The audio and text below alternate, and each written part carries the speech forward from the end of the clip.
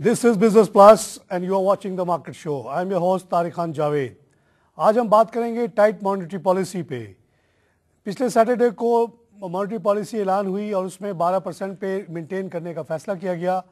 साथ साथ जो बातें कही गई इस तकरीर में गवर्नर की वो बहुत ही इंकरेजिंग नहीं थी और उससे ज़ाहिर है इंडिकेशन यही था कि टाइटनिंग की तरफ हम जा रहे हैं. लूजनिंग का जो एक प्रोसेस बीच में चला था वो ओवर हो चुका है.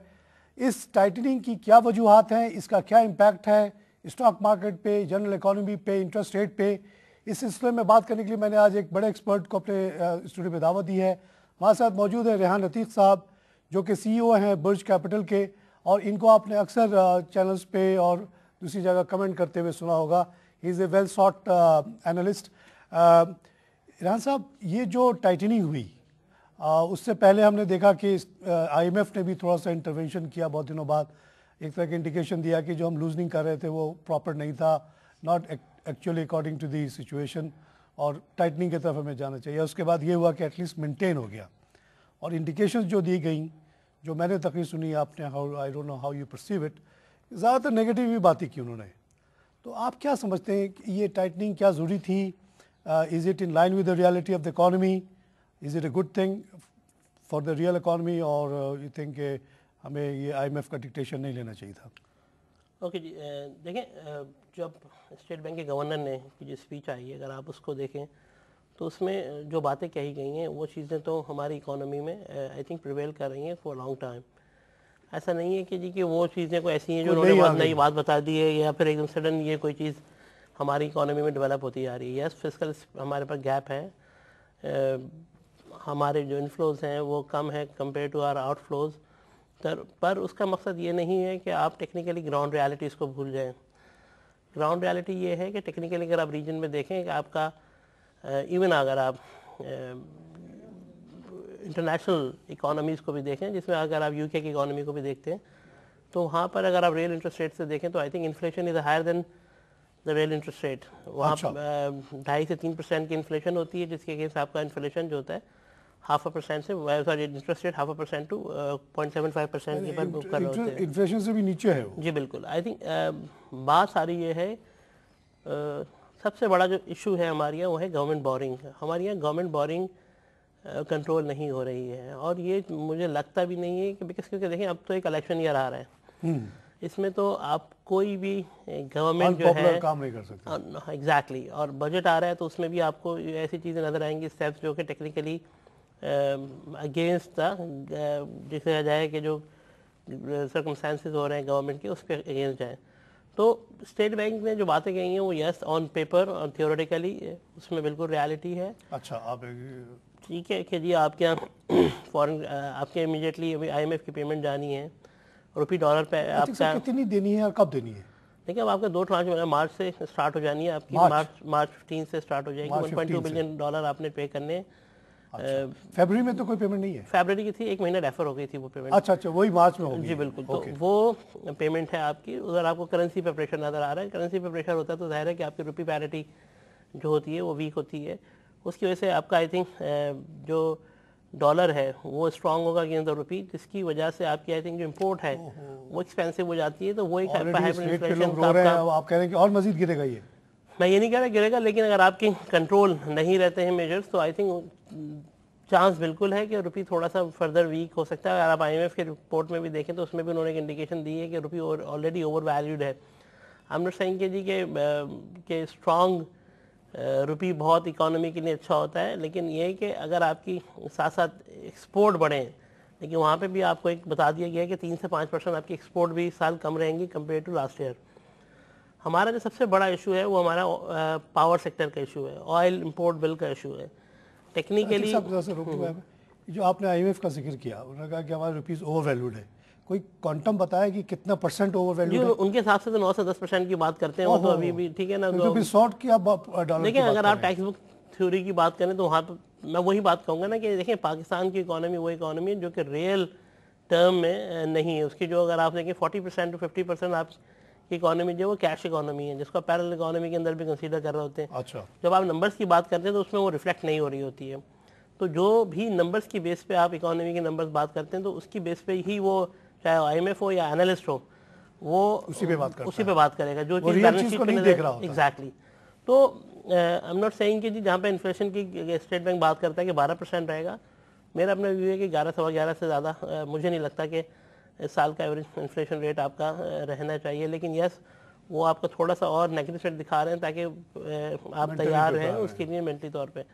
تو آئی تھنک مارکیٹ کی بیفور آئی ایم ایف کی جو رپورٹ آئی اس سے پہلے تو مارکیٹ نے ایک پرسیو کیا ہوا تھا کہ انٹرسٹ ریٹ کٹنا ہے آدھا سے 1%, لیکن جیسے آئی ایم ایف کی رپورٹ آئی ہے مارکیٹ اس چیز کے لیے مینٹلی طور پہ تیار تھی کہ ریٹ کٹ نہیں ہے. اس لیے آپ دیکھیں گے کہ کوئی ایسا نیگیٹو ریئیکشن نہیں ہوا ہے. Even in capital market already discounted news تھی. فکس انکم مارکیٹ میں تھوڑا بات یہ ہوا کہ بانڈ ییلڈز جو ہیں وہ تھوڑی سی بڑھی ہیں 25 سے 30 بیسز. وہ ایک ریئیکشن تھا, بالکل آنا تھا, اور وہ لیکن وہ بھی مجھے لگتا ہے آہستہ آہستہ 10 سے 12 بیسز ایڈجسٹ ہو جائیں گی. تو مسئلہ یہی ہے آپ کے یہاں کہ جس وقت جو گیپس ہیں آپ کے M2 کی گروتھ ہے, روپی لیکویڈیٹی ہے, سب سے بڑا ایشو آپ کی روپی لیکویڈیٹی کی. آلریڈی جو اوپن مارکیٹ آپریشن کے ذریعے 350 بلین گورنمنٹ بینکس نے بورو کیے ہوئے from state bank of Pakistan, اور اسے ٹی بل جو پرچیز کیے ہوئے. اب اگر انٹرسٹ ریٹ نہیں بڑھتے ہیں اور اسٹیبل ہم بات کر رہے ہوتے ہیں کہ انٹرسٹ ریٹ آئدر بڑھنے کی طرف جا رہے ہو یا اسٹیبل انٹرسٹ ریٹ, اس میں ہونا یہ ہے کہ ٹیکنیکلی بینکوں کی پارٹیسپیشن جو ٹریجریبل آپشن ہے اس میں کم سے کم ہوتی چلی جائے گی. مینس کہ جو آلریڈی جو 350 بلین کی جو بورنگ ہے یہ شفٹ ہونی ہے سینٹرل بینک پہ. یہ جب سینٹرل بینک میں شروع ہوگی تو شفٹ ہوگی تو اس کا ایک انفلیشنری امپیکٹ ضرور پڑتا ہے. اچھا ٹھیک ہے. اور نوٹ جب اسٹیٹ بینک چھاپتی ہے, اچھا اسٹیٹ بینک کے پاس اور طریقہ کوئی نہیں ہے؟ جی بالکل, کیونکہ اسٹیٹ بینک جتنے بھی ٹی بل کے آپشن ہوتے ہیں آلریڈی انڈر رائٹ کیا ہوا ہوتا ہے. وہ تو اس نے ٹیکنیکلی گورنمنٹ نے وہ پیسے لے لیے ہوتے ہیں جب اسٹیٹ بینک ڈفرینٹ آپشن کے ذریعے مارکیٹ میں سیل آف کرتا ہے. تو بات یہ کہ یہ جب شفٹ آئے گا آن سینٹرل بینک تو وہاں پہ state bank boring from central bank بڑھے گی. ویسے ہی جون میں بجٹ اب آپ کا آنا ہے تو اس میں زیادہ ٹائم نہیں رہ گیا ہے. تو وہ ساری چیزیں دیکھتے ہوئے آئی تھنک اسٹیٹ بینک کا ڈیسیجن یہی تھا کہ رادر اس وقت ریٹ کٹ کریں, ہم مانیٹر کریں, اس وقت مینیج کریں. اس وقت ہم ریٹ کاٹ دیں, اس کے بعد پھر آئی تھنک کوئی چیز نہ سمجھ میں آئے اس بیٹر کہ یہ لاسٹ اگلے 3 سے 4 مہینے اس میں مینیج کیا جائے. مجھے نظر نہیں آ رہا کہ ریٹ بڑھے گا بھی. جو آپ ٹائٹننگ کی بات کر رہے تھے ٹائٹننگ کی طرف نہیں جائیں گے, ہم ریٹ مینٹین کر کے اور اس کو مینیج کرنے کی بات کریں گے. تو اس وقت اگلے 3 مہینے بہت کروشل ہیں آپ کی اکانومی کے لیے, کیونکہ آپ کی پیمنٹس بھی ہیں, آپ کو روپی ڈالر پیرٹی کو بھی دیکھنا ہے, ساتھ ساتھ آپ کے جو اکانومی ہے اس کو بھی دیکھنا ہے کہ بجٹ کے لیے آپ کے پاس فسکل اسپیس نظر آئے. کیونکہ اس دفعہ ضرور گورنمنٹ آپ سے پیسے مانگے گی فار پبلک ڈیولپمنٹ پروگرامس. اچھا پی ایس ڈی پی کے اوپر زور ہوگا اگلے 3 مہینے میں. لگتا ہے بھی اس میں خرچہ بھی کافی ہونا ہے کیونکہ ان کو الیکشن کے لیے تیاری کرنی ہے. یہ آپ دیکھیں نیچرل ہے, ایسا نہیں ہے کہ یہ کر رہے ہیں. اگر آپ پچھلی گورنمنٹ میں بھی دیکھیں شوکت عزیز صاحب نے جو تھا وہ ڈالر پرائز روپی کو اسٹیبل کرنے کی کوشش کی. حالانکہ میں کبھی اس چیز کے فیور میں نہیں ہوں کہ آپ کسی بھی کرنسی کو ایک ریٹ پہ آپ بالکل صحیح بند کر دیں. اور کہیں بڑی فخریہ بات کہیں کہ ہم نے 60 روپے پہ رکھا ہے. گلوبل کرنسی جو ہے وہ فلوٹ ہوتی ہیں, آپ دیکھیں ان میں والیٹیلیٹی رہتی ہے. ایک زمانے میں ڈالر ورسز یورو کی جو پیرٹی تھی وہ 0.89 تھی ڈالر کے فیور میں, آج اس کے اگینسٹ کھڑی ہوئی ہے. اس ناٹ یہ نہیں کہ کوئی اکانومیز کوئی کولیپس ہو گئی ہیں. اگر آپ کسی چیز کو ایک جگہ بلاک کر دیتے ہیں اس سے بڑا نقصان ہوتا ہے. وہ الٹیمیٹلی وہ جو گیپ کریٹ ہوتا ہے وہ فل ہونا ہوتا ہے. عتیق صاحب ایک انالیسس یہ ہے کہ جو ہم نے 62 روپے پہ روک کے رکھا 4-5 سال تک, اس کا نیٹ ریزلٹ یہ ہوا کہ امپورٹ جو تھی جیسے کہ چائنیز چیزیں جو آ رہی تھی ٹائل وغیرہ ہمیں بڑی سستی لگتی تھی کہ وہ 62 روپے میں آ رہی تھی. ان دا مین ٹائم یہاں انفلیشن ہوتا گیا اور پھر 50% تک قیمت بڑھ گئی 4-5 سال کے اندر. تو یہاں کی لوکل چیزیں مہنگی ہو گئی, باہر کی چیزیں امپورٹ زیادہ. تو اسی وجہ سے آپ کے امپورٹ بل بڑھتا چلا گیا, ایکسپورٹ مطلب ایکسپورٹ کم ہو گیا. اور ساتھ ساتھ جو ہے نا آپ اسی میں 2008 میں آپ ایسی پوزیشن پہ آ گئے کہ you had no choice but to go to IMF, اور جس کے بعد یہ ساری کہانی شروع ہوئی.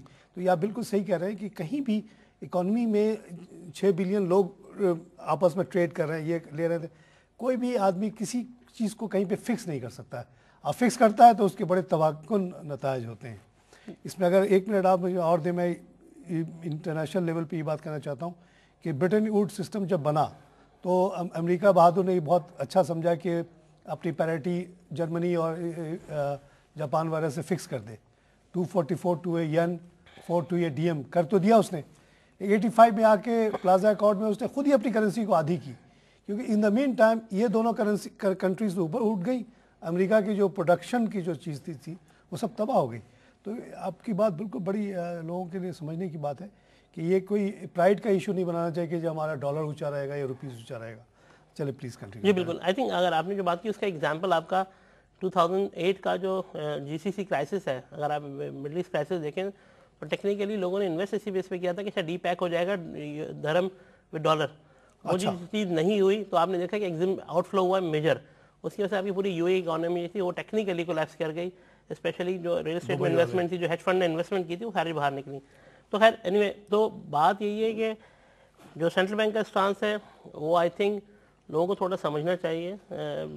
بالکل پریشرز ہیں سینٹرل بینک پہ اس وقت مینیج کرنے کے, بالکل ہیں, کیونکہ اصل چیز اس وقت انٹرسٹ ریٹ سے زیادہ امپورٹنٹ چیز آپ کی ڈالر روپی پیرٹی ہے, کیونکہ آپ کا ٹوٹل امپورٹ بل جو ہے وہ ڈیپینڈ کرتا ہے آپ کے روپی ڈالر کی پیرٹی کے اوپر. کیونکہ اگر آپ جیسے جیسے کیونکہ ہمارا ٹریڈ گیپ ہمارے اگینسٹ میں مینس کہ ہمارے جو امپورٹ ہے زیادہ ہے, ایکسپورٹ کم ہے. تو آئی تھنک جیسے جیسے آپ کی امپورٹ آپ کی بڑھیں گی تو آپ کی ظاہر ہے کہ آپ کے جو گیپس ہیں وہ بڑھتے چلے جائیں گے. جو ہم بات کرتے ہیں کہ جی یہ 60 سال کی بورنگ ایک طرف اور 5 سال کی ایک طرف, تو ہم یہ دیکھیں جو ہمارا وہ روپی جو ڈی ویلیو ہوا اس کی وجہ سے کوانٹم ہمارا پورا بورنگ کا بڑھتا ہوا نظر آ جاتا ہے.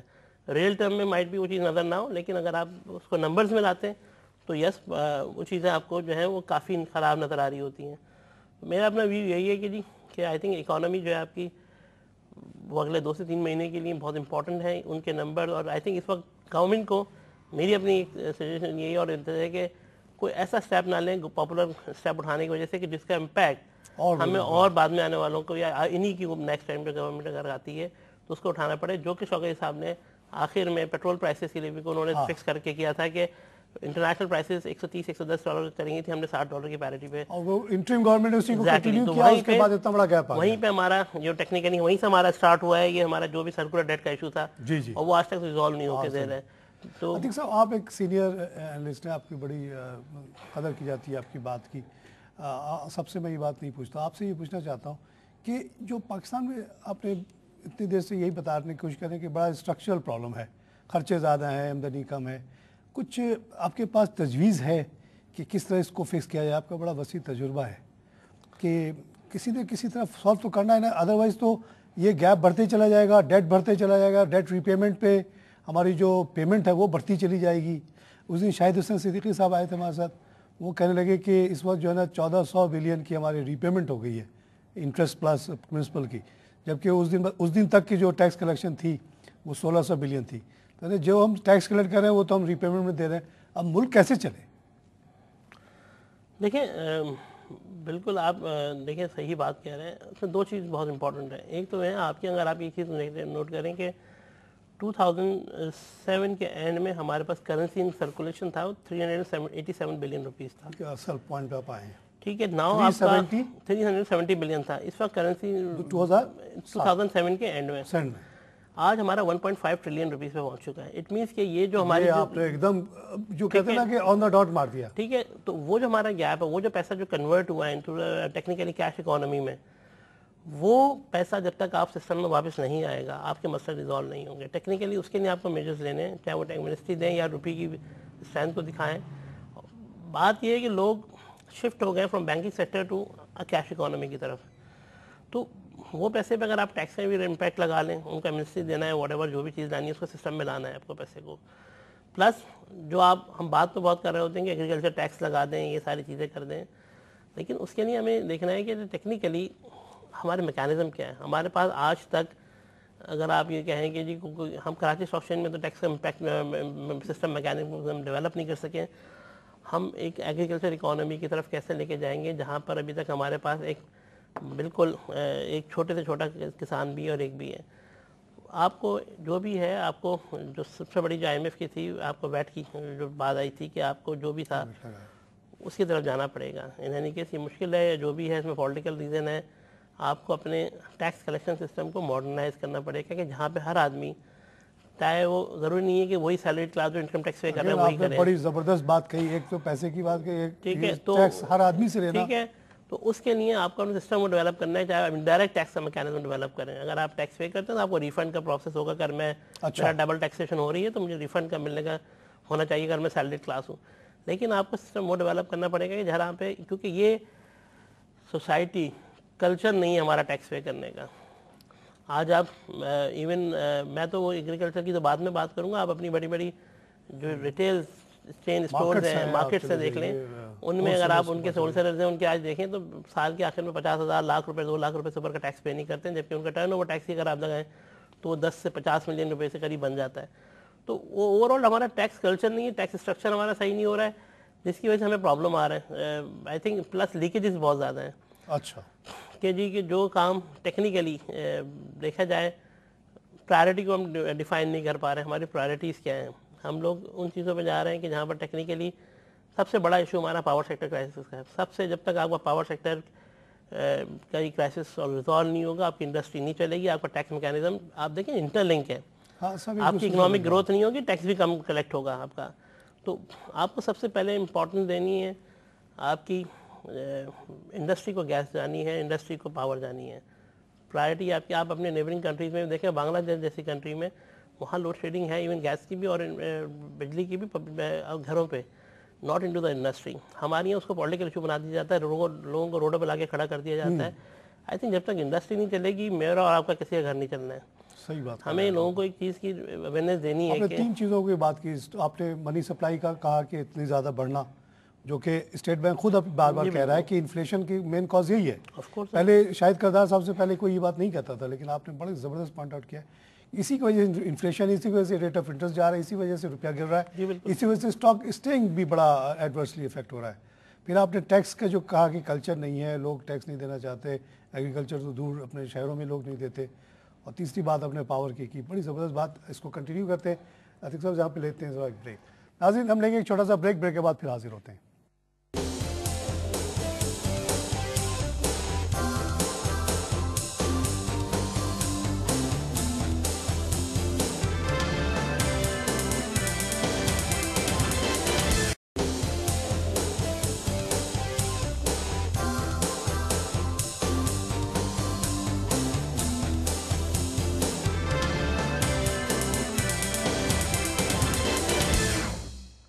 ناظرین ویلکم بیک. ہم بات کریں ٹائٹ مانیٹری پالیسی پہ, اور ہمارے ساتھ ایک ایکسپرٹ ریحان عتیق صاحب موجود ہیں, جو کہ برج کیپٹل کے سی او ہیں اور ایک ویل سارٹ آفٹر اینالسٹ ہیں. ابھی ان سے مانیٹری پالیسی پہ بات ہوئی, انہوں نے بیسکلی کہا کہ جو گراؤنڈ ریئلٹیز ہیں, جو ہمارے ملک کے حالات ہیں, اس کے تحت آئی ایم ایف کا یہ کہنا کہ ہمیں لوزنگ نہیں کرنی چاہیے شاید صحیح ہے, اور وہ جو مینٹین کیا گیا وہ پالیسی سے وہ متفق ہیں. میں نے ان کا ہونے کا فائدہ اٹھاتے ہوئے ان سے یہ باتیں پوچھنے کی کوشش کی کہ کیا بیسک خرابیاں ہمارے اکانومی میں ہیں اور ان کو کیسے فکس کیا جائے. انہوں نے 2-3 چیزیں بڑی انٹرسٹنگ بتائی ہیں, جو کہ I think I want to repeat. ایک تو انہوں نے جو بیسک کاز جو ہمارے پرابلم کا بتایا ہے وہ یہ ہے کہ منی سپلائی جو ہے پاکستان میں بڑی تیزی سے بڑھی ہے. 2007 میں یہ بتا رہے ہیں کہ 350 بلین ہوا کرتی تھی کرنسی, اب جو ہے وہ شاید 1700 ہو گئی ہے. یہ جو ایڈیشنل انجیکشن ہوا ہے اتنا بڑا اماؤنٹ کا, وہ میجر کاز ہے انفلیشن کا. کیش اکانومی بڑی ہو گئی ہے, اس کو جب تک واپس نہیں لایا جائے گا اپنے لیول پہ, یہ انفلیشن کا جو بھوت ہے یہ ختم نہیں ہوتا. دوسری بات انہوں نے بڑی انٹرسٹنگ کہی کہ پاکستان میں ٹیکس نہ دینے کا ایک کلچر ہے, کلچر بنے ہی نہیں یہاں پہ. ایگریکلچر ٹیکس تو دور کی بات, جو شہروں میں لوگ رہتے ہیں, بڑے بڑے دکاندار, ہول سیلرز, ان کی بھی جو ٹیکس ہے بہت کم ہے, نہ ہونے کے برابر. ان پہ اگر صرف ٹرن اوور ٹیکس لگا دیا جائے تو وہ ملینز پہ پہنچتی ہے, جبکہ وہ 40,000 50,000 روپے دے کے چھوٹ جاتے ہیں. تیسری بات انہوں نے جو اہم ایلمنٹ ہماری سوسائٹی کی بتائی اکانومی کی, وہ ہے پاور سیکٹر کا پرابلم ہونے کا. جب تک پاور سیکٹر ٹھیک نہیں ہوتا اکانومی نہیں چلے گی, اکانومی نہیں چلے گی تو ظاہر ہے سب کچھ رک جائے گا. عتیق صاحب میں اسی وین پہ کنٹینیو کرنا چاہتا ہوں. آپ نے 2-3 بڑی اہم باتیں بتائی ہیں. ہو سکتا ہے ہمارے کچھ پرانے پولیٹیشین اور جو نئے پولیٹیشین جو تلاش میں ہیں مینیفیسٹو کے, وہ بھی آپ کو سن رہے ہوں. آپ کی ایک وزن ہے آپ کی بات پہ. تو اور کچھ بتائیے کہ اور کیا کیا آپ وجوہات دیکھتے ہیں کہ جس کی وجہ سے ہم اس مصیبت میں بھی پھنسے ہوئے ہیں کہ ہمارے خرچے بہت زیادہ ہیں, آمدنی بہت کم ہے. کل آپ نے دیکھا کہ ہمارے آرمی چیف نے بھی محسوس کیا اس بات کو کہ انہوں نے کہا کہ جی ٹوٹل بجٹ کا صرف 18% ہم لیتے ہیں, اور یہ جو جنرل امپریشن ہے کہ 70% آرمی کو جاتا ہے وہ غلط ہے. یعنی ہر طرف اب یہ بازگشت اٹھ رہی ہے, لوگ پریشر میں آ رہے ہیں, اور الیکشن ایئر ہے, لوگ سوچ رہے ہیں کہ کیا کیا جائے. کچھ تجاویز دیں مزید. دیکھیں آپ کا سب سے بڑا امپورٹنٹ چیز یہ ہے کہ جو آپ کے آرگنائزیشن لاس میں چل رہی ہیں, ٹھیک ہے. اچھا ہاں, یہ بھی بڑا امپورٹنٹ. آپ ہر سال پبلک سیکٹر انٹرپرائزز ہیں، ہر سال 200 سے 250 بلین روپیز ان کو خالی آپ سبسڈی دے دیتے ہیں ان کے لاسز ریکور کرنے، چاہے وہ پی آئی اے ہو، چاہے وہ ریلوے ہو، وٹ ایور جو بھی ٹیپکو ہے، ہر ادارے میں یہ آپ کے مسئلے ہیں۔ اسٹرکچرل ایشو بھی ہیں۔ اگر آپ پی آئی اے کو دیکھیں تو آپ وہ کس طرح کمپیٹ کریں گے آپ کے انٹرنیشنل مارکیٹ میں، جبکہ اگر آپ فلیٹ دیکھیں پی آئی اے کا، بالکل وہ آج 50 سال یا 30 سال پرانے جہاز، 20 سال پرانے جہازوں پہ چل رہے ہیں۔ اگر آپ ملیشین ایئر لائن کا ایگزامپل کر لیں کہ وہ کمپیٹ نہیں کر پا رہے ہیں انٹرنیشنل مارکیٹ میں، انہوں نے بہت سارے اپنے روٹس بند کر دیے ہیں، اسی لیے کہ وہ ٹیکنیکلی جو مڈل ایسٹرن ایئر لائن ہے یا پھر جو فار ایسٹ کی جو پاپولر ایئر لائنز ہیں، سنگاپور ایئر لائن یا تھائی ایئر ویز ہیں، اس طرح کے جو کہ ماڈرن فلیٹس کے ساتھ جا رہے ہیں، تو ہمیں ریالٹیز کو دیکھنا پڑے گا۔ آئی تھنک ہمیں اپنی لمیٹیشن میں رہتے ہوئے اب کام کرنا پڑے گا، یہ نہیں کہ جی ہم گلوبل پلیئر بننے کے چکر میں کہ جی ہمارے جو پی آئی اے ہے اس کو ہم گلوبل لے رہے ہیں۔ ہمارے پہ دیکھنا پڑے گا کہ ہماری گراؤنڈ ریالٹیز کیا ہے، ہمیں ضرورت کیا ہے، کیا ہم اپنے شرنک کرنے کے بعد اپنی پارٹنرشپ ڈیولپ کریں ود انٹرنیشنل ایئر لائن کے جو ہمارے لیے پروفیٹیبل روٹس ہیں ان کے پر کام کریں، سسٹینیبل، رات دن ہم ایک بہت گلوبل نیٹ ورک بنا کے بیٹھے ہوئے جو ہمارے لیے لاس جا رہا ہے، جس کے ہمارے اوور ہیڈ خرچے بہت ہیں، کیونکہ رات دن ہمارے اپنے ہم وہاں پہ لوکل ایجنٹ اپوائنٹ کریں، ہم نے اپنے پورے آفیسز کھول رکھے پی اے کہ جس میں 20 40 کے امپلائیز کے بنے ہوئے، جن کو یہ ساری چیزیں جن کو ہمیں کٹ ڈاؤن کر کے اپنے ڈیفینس کے لمیٹیشن میں آنا پڑے گا، ہمیں اپنی اوقات میں رہتے ہوئے، ہمارے اپنے بجٹ میں رہتے ہوئے ہمیں کام کرنا پڑے گا۔ ریلوے ہے، اب ایک آپ نے پبلک پرائیویٹ پارٹنرشپ میں ٹرین چلائی ہے، تو میں اخبار میں آج ہی پڑھ رہا تھا کہ وہ لوگوں سے بہت سیٹسفائی اس لیے کہ وہ ٹائم پہ آ رہی ہے، ٹائم پہ جا رہی ہے۔ ہماری اپنی لوکل جو ٹرین 20 گھنٹے 25 گھنٹے لیٹ آ رہی ہیں، ہمیں پرائیویٹ سیکٹر کو انکریج کرنا پڑے گا۔ پیسہ نہیں، ایسا نہیں کہ یہاں نہیں ہے، پرائیویٹ سیکٹر میں بہت ہے پیسہ لوگوں کے پاس۔ اس پہ ریل پہ میں ایک تھوڑی سی ہسٹوریکل انٹرجیکشن دیتا ہوں، میں نے اکنامک ہسٹری بہت ڈیٹیل میں پڑھی ہے۔ 1820 سے لے کے 1860-70 تک 28,000 کلومیٹر ریلوے انڈیا میں بچ گئے۔ لوگ سمجھتے ہیں کہ گورنمنٹ برٹش گورنمنٹ نے بچھایا، نہیں، یہ 100% پرائیویٹ انٹرپرائز تھا۔ گورنمنٹ آف انڈیا نے صرف 5% ریٹرن کی گارنٹی دی، دنیا بھر کے انٹرپرینئرز اٹھ کے آ گئے اور انہوں نے ایک ایک سیکشن آف ریلوے ڈیولپ کیا۔ ہر سیکشن کا الگ نام ہوتا تھا، ہر سیکشن کا الگ مینجمنٹ ہوتا تھا، جس میں آخری جو سیکشن بچھا ہے اس علاقے میں اس دور میں وہ تھا حیدرآباد ٹو میرپور خاص۔ کوئی انٹرپرینئر آئے، انہوں نے کہا جی مجھے بچھانا ہے، انہوں نے کہا سب جگہ بچ چکا، تو انہوں نے کہا یہ دے دیں مجھے۔ This particular section was run by that gentleman. وہ اپنا اسٹاف رکھتے تھے، جو آپ نے پرائیویٹ سیکٹر کی بات کی نا، بڑے ایفیشینٹ سروس۔ حالانکہ حیدرآباد میرپور خاص میں کیا کہنے کا مطلب یہ ہے کہ it was always a private sector thing, it was never a government sector thing. اور اس کو جو ہم نے املگمیٹ کر کے ساروں کو ملا کے میرپور خاص حیدرآباد سے لے کے خٹک تک ایک کر دیا، وہ مینیجیبل نہیں رہا۔ اگر آج اس کو سیکشنز میں پھر سے ڈیوائڈ کر دیا جائے، مین ٹریکس اپنی جگہ پہ رہے، ہر ٹریک کا ایک مالک اس علاقے کا، اور چھوٹی چھوٹی سیکشنز پہ بھی اگر ہم اس طرح سے ٹرین چلائیں یا بڑے سیکشن پہ بھی چلائیں جہاں پہ وہ شیئرنگ کرتے ہوئے چلے جائیں، تھنگس کین ورک۔ آپ کی بات بالکل صحیح ہے کہ اگر یہ جو پرائیویٹ سیکٹر کا ایک ایکسپیریمنٹ کیا گیا، اسی کو مزید ایکسپینڈ کر دیا جائے تو آپ کے ریلوے گورنمنٹ کا جو خسارے کا پریشر بھی ختم اور لوگوں کو سروس بھی مل جائے گی۔ جی بالکل، اگر آپ دیکھیں، میں وہی جو بات کہوں گا پھر کہ پیسہ اکانومی میں ہے، اگر آپ خالی لوگ بسوں پہ جا رہے ہیں نا، بسوں پہ جا رہے ہیں اور آپ خالی ایک کراچی سیکٹر کی آپ انفراسٹرکچر ڈیولپمنٹ دیکھ لیں، اگر آپ یہ مالز دیکھ لیں، آئی تھنک ایک خالی میں چلے جائیں 400 500 کا ٹکٹ لوگ دے رہے ہیں، 4 سے 5 کلومیٹر کی ویسینٹی میں آپ دیکھیں کہ آلریڈی 4-5 مالز ہیں، مزید 4 اور آ رہے ہیں، آپ ہر ایک میں بھرے ہوئے ہیں، لوگ انٹرنیشنل چینز آ رہی ہیں، انٹرنیشنل برانڈز آ رہے ہیں یہاں پہ، اور سب کام کر رہے ہیں۔ یہ ان اکانومیز میں کبھی نہیں ہوتے ہیں اگر آپ نمبرز پہ دیکھیں تو ہم دنیا کے 4 غریب ترین ملکوں میں سے کہا جاتے ہیں۔ اگر آپ دیکھیں گھانا اور سانا، وہ ان اکانومیز میں نہیں ہوگا، آپ وہاں جا کے دیکھیں، آپ کو آپ کا انفراسٹرکچر جو ہے، یہ 100% شیور کہ بہت ساری فار ایسٹ کی کنٹریز سے بہتر آپ کے پاس انفراسٹرکچر اویلیبل ہے۔ ایشو یہ ہے کہ میں وہی بات کرتا ہوں کہ نمبرز جو ہے نا، نمبرز گیم میں اگر آپ رہیں گے آپ کو اپنے حالات برے نظر آئیں گے۔ آپ کو نمبرز گیم سے ہٹ کے گراؤنڈ ریالٹی پہ آنا ہے، اور جو پیسہ آپ کا کیش ہے اس کو اکانومی کے اندر لانا ہے، اس کو سسٹم میں لے کر آنا ہے۔ آپ سسٹم میں لائیں گے، آٹومیٹیکلی آپ کا جو اکانومی کا پہیہ وہ چل پڑے گا، اور آپ کو اپنا جو بھی ہے پرائرٹی انڈسٹری کو دینی ہے۔ ہمیں اور آپ سب کو سیکریفائز کرنے پڑیں گے، چاہے وہ گیس ہو یا الیکٹریسٹی ہو۔ اگر انڈسٹری چلے گی تو آپ کا سارا سسٹم چلے گا، ادروائز جب کلیپس ہونا شروع ہو جائیں گے، یہی انڈسٹری پھر موو ہو کے بنگلہ دیش چلی جائے گی، یو اے ای چلی جائے گی، تو پھر آپ کی نہیں جا رہی ہے آلریڈی۔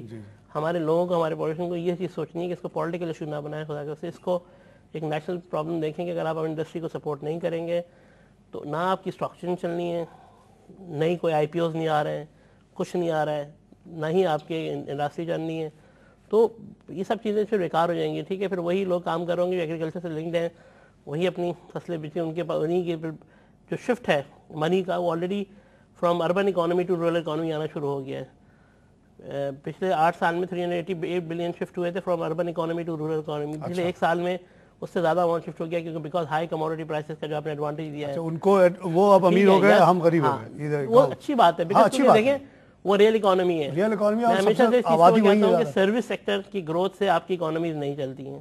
آپ کی اکانومی چلنی ہے آپ کے لیے جو ٹیکنیکلی کوئی ایسا بزنس بتا دیں جو 6 مہینے میں ریٹرن دیتا ہو, اونلی ایگریکلچر, کہ آپ نے زمین لی, اس کو کاشت کی, اگلے 6 مہینے میں ریٹرن آ جائے گا. کوئی بھی آپ انڈسٹری لگائیں گے آپ کا پے بیک ٹائم 4 سے 5 سال بعد ہوتا ہے. تو آپ کی جو ہے آپ اپنا سسٹم امپروو کریں, کینال سسٹم امپروو کریں, اپنی ایلڈ کو امپروو کریں. پڑے کر ایلڈ, آپ کی زمین جو ہے 15 سال سے لوگوں نے اس کو صاف کر کے اس کی صفائی نہیں کی ہے, اسی کے اوپر کھاد ڈال کے شروع ہو جاتے ہیں, جس کے حساب کی ایلڈ کم ہوتی جا رہی ہے, اس کو کلیئر کریں. ڈیری فارمنگ کو امپروو کریں. تو یہی سیکٹر آپ کے ایسے جو آپ کے لیے, اور گلوبلی اس وقت ایشوز ہے, فوڈ سیکورٹی ہے. اور فوڈ ہمیں بڑا ایڈوانٹیج ہے نا, پانی وانی ہمارے پاس اتنا ہے, ضائع ہم کر رہے ہیں, اس کے لیے ہم کام کریں, انفراسٹرکچر کے کام کریں, ڈیمس کے لیے کام کریں. اگر یہ گزشتہ گورنمنٹ نے اگر 8 سال ان چیزوں پہ کام کیا ہوتا تو بلیو می آج اب یہ بات نہیں کر رہا ہوتا. آج اگر اس وقت سروس سیکٹر گروتھ کے بجائے یا ہم روڈ انفراسٹرکچر امپروو کرنے کے بجائے ٹوٹل اپنے اس انفراسٹرکچر کو امپروو کر لیتے تو آج آئی تھنک یہ ساری چیزیں خود بخود بہتر ہو جاتی ہیں. اچھا, پانی کے بارے میں میں یہاں پہ آپ کو ایک ایڈیشنل انفارمیشن دینا چاہتا ہوں. جو میں نے اسٹڈیز پڑھی ہیں وبڈا وغیرہ کی, اس کے مطابق ہمارے پاس 150 ملین ایکڑ فٹ پانی ٹوٹل ہمارے پاس آتا ہے پورے سسٹم میں, انکلوڈنگ ٹیوب ویل, انکلوڈنگ بارش, سب ملا جلا کے. اس میں سے صرف 56 ملین ایکڑ فٹ جو ہے نا ہم استعمال کرتے ہیں, باقی سب ضائع ہو جاتا ہے. ہم جب بات کرتے ہیں کہ انڈیا نے پانی روک لیا اور اوور آل پانی کی کمی ہو گئی, وہ شاید وہ بھی صحیح ہو, لیکن جو پانی اویلیبل ہے اس کا ہی 1/3 ہم استعمال کر رہے ہیں, باقی سب ضائع ہو رہا ہے. وہ آپ دیکھتے ہیں سیمن تھور کے صورت میں یا باقی سمندر میں چلا جاتا ہے. تو اس ملک میں زمین اتنی ہے, ابھی بھی بہت سارے پلینس ایریاز ہیں, اگر اس پانی کو تھوڑا سا پراپرلی مینیج کر لیا جائے تو یہ ظاہر ہے, آپ بالکل صحیح کہہ رہے ہیں کہ food security is the issue these days. اس سے بڑھ کے اچھا کوئی کاروبار ہی نہیں ہے اس وقت, پوری دنیا کو کھانا چاہیے. تو اگر ہم اپنے پروڈکشن ایگریکلچر کی بڑھا لیں تو that should make us very rich, اور یہ پراسپیرٹی پورے گاؤں میں ہر جگہ پھیلے گی. یہ نہیں ہوگا کہ کوئی کراچی کا بڑا سیٹھی امیر ہو گیا اور باقی لوگ نہیں ہوئے. تو آپ بالکل صحیح کہہ رہے ہیں کہ focus should be on agriculture, that's our strong point, that's our forte. ہاں, اس پہ آپ پورے توجہ اگر دیں تو خالی دیکھیں اس میں آپ کو کوئی کمپیٹ نہیں کر سکتا. ہاں, یہ نہیں ہو سکتا کہ آپ کی سعودی عربیہ کمپیٹ کر لے آپ سے. نہیں, انڈسٹریل کاسٹ آپ نے کم کر دی, چائنا نے کم کر کے آپ کو مار دیا. ہاں, یہ نہیں ہو سکتا. آپ کا ایک باسمتی رائس آپ ہی کا فٹ ہے, انڈیا نہیں کمپیٹ کر سکتا آپ پہ. اگر آپ کا ہے, آپ کیا بیٹ ہے تو وہ آپ کا فٹ ہے, شوگر, یہ ساری چیزیں. پھر فروٹس کی ہے آپ کا, گلوبلی آپ کا آپ سے اچھا ٹیسٹ کسی کا نہیں ہے اگر آپ فروٹس میں دیکھیں, لیکن ہماری ضائع ہو رہی ہیں فروٹ میں تو. اور ایون آپ ویٹ کو دیکھ لیں, ED6 کو دیکھ لیں جو ہمارا ایکسپورٹ آئٹم ہے, کہتے ہیں 20 سے 25% ہر سال ضائع ہو جاتا ہے, بیکاز لیک آف اسٹوریج.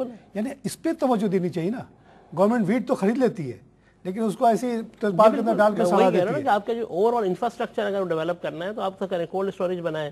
حالانکہ اس پہ گورنمنٹ نے تھوڑا بہت کام بھی کیا ہے, لیکن ابھی بھی وہ چیز نہیں ہے کہ جس کو آپ کہیں کہ گلوبل لیول پہ آ جائیں. تو آئی تھنک ہمیں چیزوں کو امپروو کرنا ہے. 25% لاس کرنا تو عتیق صاحب از کرمنل ویسٹ. تو آپ کو خالی نظر آ رہا ہے نا, اس سے زیادہ لاس ہو رہا ہے ٹیکنیکلی چیزوں میں. پرائیویٹ سیکٹر بھی اس معاملے میں آگے نہیں بڑھ رہا. اب تھوڑا بہت اویئرنیس آنی شروع ہوئی ہے. اگر آپ دیکھیں گے جو بزنس مین ہیں خاص طور پہ جو پنجاب سائڈ کے اوپر ہیں, ان کا فوکس شفٹ ہوا ہے ٹورڈز ٹو ایگریکلچر. اسی لیے اب آپ کی جو اسٹاک مارکیٹ ہے, اگر آپ وہ پلیئر جو ٹیکنیکلی پہلے اسٹاک مارکیٹ پلیئرس تھے, زیادہ کموڈیٹی ٹریڈنگ میں بھی چلے گئے, کموڈیٹی انویسٹمنٹ میں بھی چلے گئے. تو آپ دیکھیں گے کہ جو فزیکل کموڈیٹی ہے اس کی اگر آپ والیومز دیکھیں ایون ٹریڈنگ کے, فیصل آباد جائیں کہیں, is much higher than your I think Karachi stock exchange volume. تو اس لیے اس کے ریٹرن بہت ہائر ہیں, 40 سے 50% کے ریٹرن ان کو آ رہے ہوتے ہیں. تو وہ اسی لیے آپ کی جو کراچی اسٹاک ایکسچینج میں اس میں ریٹیل مارکیٹ کا والیوم جو ہے وہ بہت شرنک ہو گیا ہے. آئی تھنک ریٹیلرس کو وہ چام نظر نہیں آ رہا ہے into the Karachi stock exchange کہ جہاں پر آپ 10 سے 12% ریٹرن کی بات کر رہے ہیں اینولائز, تو کہ وہ کام کریں کموڈیٹی مارکیٹ میں. آپ اپنے نیشنل کموڈیٹی ایکسچینج کے والیومز دیکھ لیں, وہ آئی تھنک کافی سگنیفیکنٹلی امپروو ہو گئے ہیں, نمبر آف پلیئرز بڑھ گئے ہیں. تو آہستہ آہستہ آئی تھنک شفٹ جو ہے وہ کموڈیٹی کی طرف آ رہا ہے فرام یور پیپر اکانومی, جس کو آپ کہتے ہیں چاہے وہ اسٹاک ایکسچینج ہو یا کچھ ہو. اس میں بھی آپ دیکھیں تو اگر آپ کراچی اسٹاک ایکسچینج میں بھی تو آپ کو fertiliser sector and oil and gas sector یہ 2 سیکٹر نظر آتے ہیں جن میں آپ کو لوگوں کا انٹرسٹ ہے. باقی تو چیزوں میں آپ کا نہیں ہے. بینکنگ سیکٹر پورا آپ کا اس وقت کوئی نہیں ہو رہا, سروس سیکٹر پورا اس وقت ٹیکنیکلی اگنورڈ ہے. تو آئی تھنک جیسا کہ آپ نے کہا کوئی آئی پی اوز آ ہی نہیں رہے بالکل کتنے سالوں سے, بالکل اس کا مطلب ہے کہ ایک دم ہی سلو ڈاؤن ہو گیا انڈسٹریل سائڈ پہ, اور میرے خیال میں agriculture is the bright spot which we should emphasise on, and اسی پہ ہمیں آگے بڑھنا ہے. ایک چیز اور میں عتیق صاحب سے پوچھنا چاہتا ہوں کہ یہاں کا جو لیگل سسٹم ہے اس کے بارے میں آپ کی کیا ویو ہے؟ آپ نے دنیا بھر میں اور جگہ بھی دیکھا ہوگا, خاص طور سے پراپرٹی رائٹس جو ہیں وہ بڑے ویک ہیں, جس کی وجہ سے کہتے ہیں کہ جو پوٹینشلی یہاں کنسٹرکشن ہو سکتی ہے یا ہاؤسنگ انڈسٹری ڈیولپ ہو سکتا ہے وہ نہیں ہو پاتا, بیکاز لوگ ڈرتے ہیں ایک سے زیادہ گھر فلیٹ یا پراپرٹی رکھنے میں, کیونکہ قبضہ ہو جاتا ہے اور پھر کورٹ ہمیں ریڈریس دے نہیں پاتی ہے. اس کے بارے میں آپ کے کیا خیال ہے؟ Is it a big hindrance in our economic development? بالکل جی ہے, بالکل ہے. اس لیے بالکل صحیح والی بات ہے کہ ہمارے یہاں وہی والی بات ہے نا کہ اس میں لیگل انفراسٹرکچر سے زیادہ آپ کا over all political infrastructure improve ہونے کی ضرورت ہے. جو ہمارا پرابلم یہی ہے کہ ٹیکنیکلی جو بھی چیز خالی ہے, کیونکہ دیکھیں وہی والی بات ہے جب تک آپ, میں اس میں قصوروار اپارچونیٹیز کا دیتا ہوں. اگر رورل اکانومی میں نوکریوں کے موقع اویلیبل ہوں گے تو ڈائیورژن شفٹ نہیں ہوگی, شفٹ نہیں آئے گا ٹو اربن ایریاز. ہوتا یہ ہے کہ کیونکہ وہی والی بات ہے, یہ وہی حساب کتاب ہے کہ صبح چندری گڑھ روڈ سے جو ٹریفک آتی ہے تو ساری چندری گڑھ روڈ کی طرف جاتی ہے, واپس جاتی ہے تو ساری آپ کے گلشن اقبال کی طرف جاری ہوتی ہے, تو سارا ٹریفک جام ہو جاتا ہے. وہی ہماری اکانومی کا سسٹم ہو گیا کہ سارا اربن لوگوں کا جو شفٹ ہے وہ یا کراچی شہر پہ آنا ہے یا لاہور پہ جانا ہے بس ان کی سراؤنڈنگ میں. اچھا وہاں یہ کہ کیونکہ قریب قریب علاقے ہیں تو کچی آبادیوں کا اتنا کانسیپٹ نہیں ہے. یہاں تو پورا کیونکہ اویئرنیس آتے ہیں تو پھیلتے جا رہے ہیں, قبضہ ہوتے جا رہے ہیں, تو لوگ ایسے سے, کیونکہ کراچی شہر کا جو نیکسس ہے وہ شفٹ ہے ٹورڈز سپر ہائی وے. اگر آپ دیکھیں ادھر تو وہاں ہائی وے یا ناردرن بائی پاس, لوگ 20-20 سال لگتے ہیں اپنی زمین نہیں دیکھتے, وہاں پہ آبادیاں بنتی چلی جاتی ہیں, لوگ آتے ہیں وہیں پہ جہاں پہ ان کو ملتی جگہ, تو وہ ایک بڑی چیز ہے. اس کے بعد وہ خالی کرا لینا وہ ایک بہت بڑا مسئلہ بن جاتا ہے. تو آئی تھنک وہ ایک ریزن. اسی لیے آپ دیکھیں کہ وہ ٹائٹل جو کہ ٹیکنیکلی کسی بھی یا تو ڈی ایچ اے کے اس میں آتے ہیں یا پھر ایسی اس میں آتے ہیں جو کمپاؤنڈڈ ہوتے ہیں وال, ان کی پرائسز 40-50% ہائر ہیں کمپیئر ٹو ان پراپرٹیز کے جو کہ اوپن ہیں. آپ نے ڈی ایچ اے کی بڑی اچھی مثال دی کہ ڈی ایچ اے میں کیونکہ بہت مشکل ہے کہ کوئی سیکنڈ لیز کرا لے یا قبضہ کر لے, تو وہاں 40% لوگ پریمیم دینے کے لیے تیار ہوتے ہیں. اور جبکہ جنرل جو دیکھتے ہیں ہم ڈیولپمنٹس ہیں جو کے ڈی اے وغیرہ کی ہیں, وہاں کیونکہ نہیں ہے, اور وہاں اگر آپ سول کورٹ میں چلے جائیں لیٹیگیشن لے کے تو کیونکہ ریڈریس نہیں ملتا فار لانگ ٹائم. یہ ایک بہت بڑا ڈیٹرنس ہے یہاں پہ آپ کے ہاؤسنگ گروتھ میں. اور جہاں تک میں نے اسٹڈی کیا, مثال کے طور پر یو ایس اکانومی, لوگ کہتے ہیں جی یو ایس میں اتنی بوم آ گئی اور اتنی اسٹینڈرڈ آف لیونگ بڑھ گئی, تو اس میں ایک پوائنٹ آؤٹ کرتا ہوں, میں پریویس بینکر ہوں, کہ اگر آپ 1954 سے پہلے جا کے امریکن اکانومی کو اور امریکن سوسائٹی کو دیکھیں, جو کہ آپ کو فلموں میں بھی نظر آ جاتا ہے, تو وہاں بڑی لو اسٹینڈرڈ آف لیونگ ہوا کرتی تھی. لیکن 1954 میں کسی سیانے کو یہ خیال آیا کہ فیڈرل مارگیج ایجنسی بنائی جائے, ایک ایسی ایجنسی جو فیڈریشن چلائے اور جس کو اختیارات ہوں خالی کرانے کے. اور جب وہ ہینی مینی یا فینی مینی جو دو بنے, ان کو جب یہ اختیار اسپیشل پولیسنگ اختیار مل گئے, تو آپ نے دیکھا کہ ایک دم سے جو ہے نا وہاں بلڈنگ وہ یہ جو کہتے ہیں ریئل اسٹیٹ کی ڈیولپمنٹ شروع ہوئی.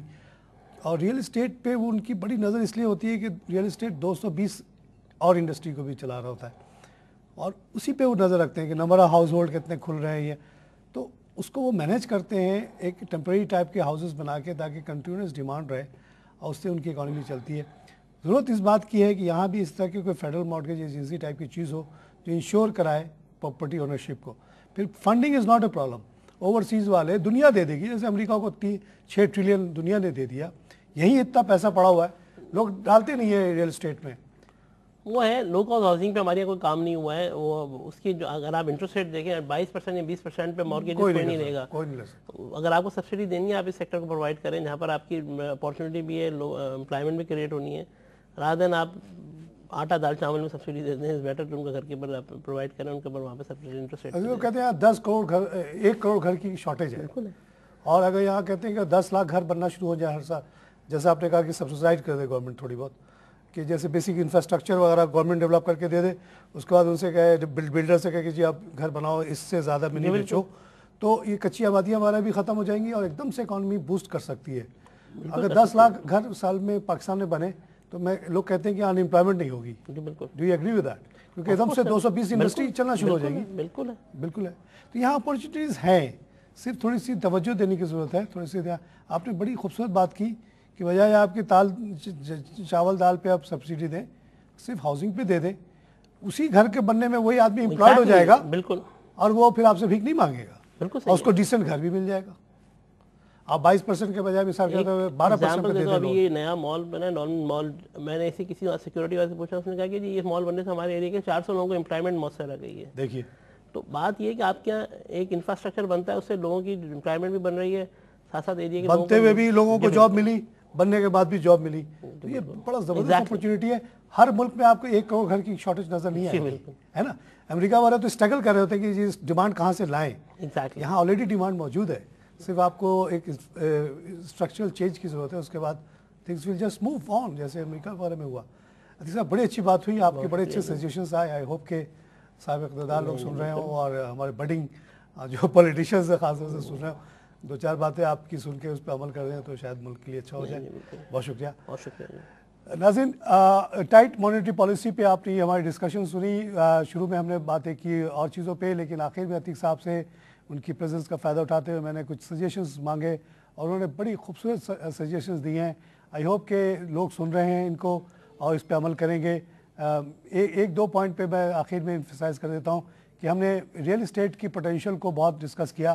اس میں بے انتہا پوٹینشیل ہے. اگر ذرا سے گورنمنٹ اپنے لاز کو چینج کر لے, کوئی ویل ری انوینٹ کرنے کی بات نہیں ہو رہی ہے. ہینی مینی فینی مینی دنیا کے نون آرگنائزیشنز ہیں جو ریئل اسٹیٹ کو ری فائنانس کرتے ہیں. اس طرح کے انسٹیٹیوشنز اگر پاکستان میں بن جائیں تو ایک میجر جو ہے نا جو انجن ہے ہماری کنسٹرکشن انڈسٹری کی چل پڑے گی, اور جس سے پوری اکانومی پہ اثر پڑتا ہے. عتیق صاحب نے جو اس سے پہلے ایگریکلچر پہ بہت زیادہ زور دیا, کہنے کہ یہ ہمارا فوٹے ہے, یہی ہمارے اسٹرانگ پوائنٹ ہے. ہم اگر انڈسٹری میں کمپیٹ کرنے چاہیں گے تو شاید جیسے چائنا نے ہمیں پچھلے 8-10 سال میں ہمارے ساتھ کیا ہے, ہماری بڑی بڑی انڈسٹریز کو ختم کر دیا due to their subsidised production cost, and ہماری جو حماقت تھی کہ ہم نے 62 روپے پہ روپے کو فکس کر دیا تو چائنیز امپورٹ سستی ہو گئی, ہماری چیزیں مہنگی ہو گئیں, ہماری انڈسٹریز تباہ ہو گئی at the cost of China. یہ 2 پوائنٹس پہ ہی اگر گورنمنٹ غور کر لے کہ ہم ایگریکلچر اور یہ کنسٹرکشن پہ بھی اگر ہم فوراً توجہ دے دیں. اور جو ایک اور بات عتیق صاحب نے بہت شروع میں کہی, بہت ہی بیسک بات کہی جس کا لوگوں کو ادراک نہیں ہے, سمجھ نہیں ہے, اس کو سمجھنے کی ضرورت ہے. Let's look at the number of currency we have. انہوں نے بتایا کہ 2007 میں صرف 350 ملین کرنسی ہوتی تھی, آج 1700 ملین کرنسی ہے. کیا وجہ ہے, کیوں اتنی کرنسی کی ضرورت پڑی, اور کیا یہ ایڈیشنل کرنسی جو مارکیٹ میں آئی ہے 1400 بلین کی, اس سے انفلیشن نہیں ہوگا؟ دنیا بھر کے اکانومسٹ اس بات سے متفق ہیں کہ ایڈیشنل نوٹ جو مارکیٹ میں آتے ہیں وہ 4 دفعہ گردش کرتے ہیں اور اس سے جو ہے ڈیمانڈ بڑھ جاتا ہے, چیزیں تو نہیں بڑھتی. اگر چیز بڑھ جاتی اس سے تو آج زمبابوے میں بڑا خوشحالی آ چکا ہوتا, جہاں 1 بلین وہاں کے لوکل کرنسی میں صرف 3 انڈے ملتے ہیں. تو کرنسی بڑھانا جو ہے وہ بہت زیادہ نقصان دہ ہے. اس پہ گورنمنٹ توجہ دے اور بیسک اسٹرکچر کو, ٹیکسز کو صحیح کرنے کی کوشش کرے. اسی کے ساتھ پروگرام میں ختم کرتا ہوں. خدا حافظ.